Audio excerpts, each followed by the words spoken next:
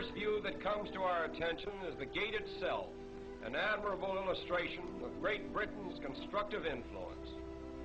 Bombay is the second largest city of India and one of the chief seaports of the Orient. It has a mixed population of over 1 million people, representing practically every race and creed in the world.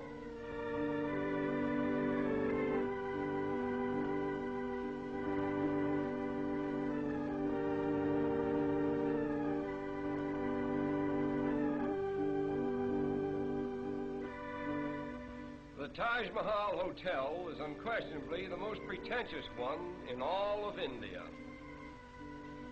One of the outstanding features of Bombay is its sudden transitions from the modern to the ancient. This scene, for example, was taken a few minutes from the heart of the city, where the 15th century is constantly rubbing shoulders with the 20th. These automobiles cutting into this line of ancient vehicles suggest an odd symbolism which typifies all of India, where time and time again the new cuts into the old. But the gap is soon filled in, and the ancient procession goes on in strange defiance.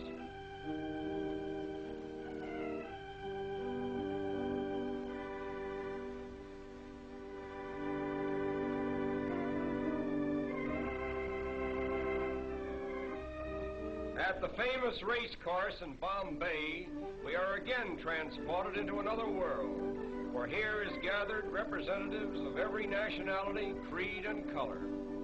The course itself is considered to be the most picturesque, if not the finest in the Orient. We are particularly interested in the costumes worn by the Parsi women. The Parsis are the descendants of exiled Persians. The entire Parsi population now numbers over 50,000, most of whom are residents of Bombay. They are regarded as the wealthiest class in India, and they are obviously the most progressive.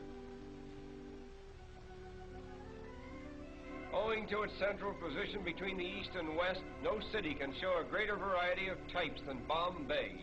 Here we find gathered Parsi merchants, Arab traders, Afghans and Sikhs, Chinese, Japanese, Malayans, Americans, and British, all part of the cosmopolitan crowds so characteristic of Bombay. Of its royal elephants on parade.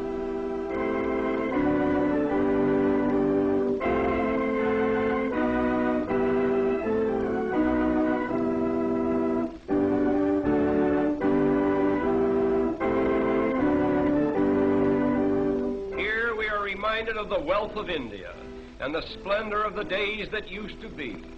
This is just a rare and special occasion, staged by one of the wealthy Maharajas at a grand social event. The headpieces worn by these elephants are made of solid gold and are studded with magnificent jewels. But now our journey is coming to an end. We will take one last look at Bombay before we draw our visit to a close. To the observing tourist, this view is more than just a picture. It is Bombay, the gateway to India.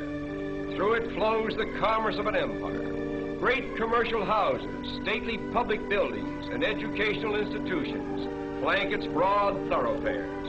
Railways converge here from every state in India, and steamship routes diverge to the ends of the earth. Such has been the first constructive imprint of Western civilization upon this much talked of and generally misunderstood country.